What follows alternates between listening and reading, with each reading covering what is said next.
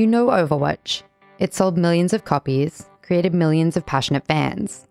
But one of the biggest shooters of the decade began as something else entirely. This is the story of how Overwatch was born. Overwatch is more than a franchise to its players. It represents our world. There's a certain diversity in its heroes that's unfamiliar in gaming. Its lore speaks to the far-reaching player base, making the game more than just a competitive endeavor. From the moment the game was revealed at BlizzCon 2014, there was something enchanting about Overwatch. But the journey from concept to release was founded on something more tangible than magic. The game's colourful cast of characters, led by Britain's spry, time-travelling hero Tracer, and competitive first-person gameplay is now universal. But Overwatch wasn't always the game we know and love. Overwatch's roots can be traced back to Blizzard Entertainment's cancelled MMO, codenamed Titan. Speculation about the title began all the way back in 2007, spotted first as job listings for a top-secret next-gen MMO, and development was confirmed not long after. The excitement was palpable for a new MMO from the makers of World of Warcraft.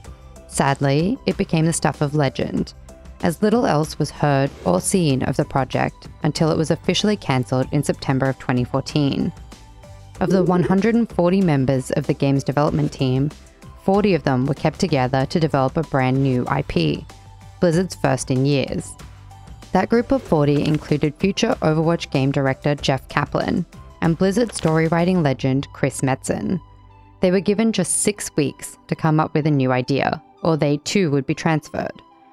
In that crunch time, Kaplan, Metzen, and their team took inspiration from team-based shooters like Team Fortress 2 and the popularity of MOBAs. Some of the assets used on Titan were also transitioned to the project, such as the basic ideas of predefined heroes with different types of abilities and skills. In fact, Tracer was originally just a skin for a Titan class called Jumper. Other Overwatch heroes, such as Reaper, Widowmaker, Bastion, Soldier 76, Symmetra, Torbjorn, Reinhardt, Genji, and Hanzo were all born from concepts first conceived for Titan.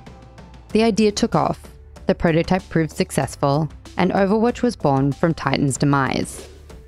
Overwatch was released on May 24, 2016, and it was an immediate smash hit.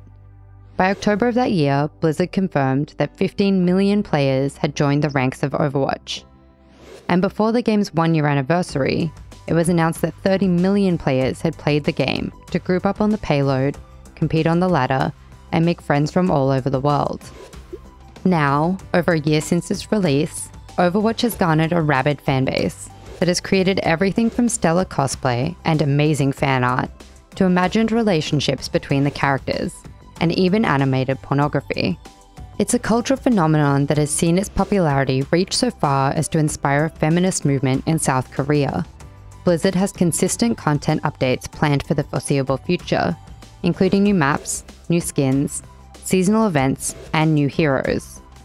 With an expansive and diverse user base, and the impending Esports Overwatch League in the works, it seems like these heroes and those who love them will be around for a very long time to come.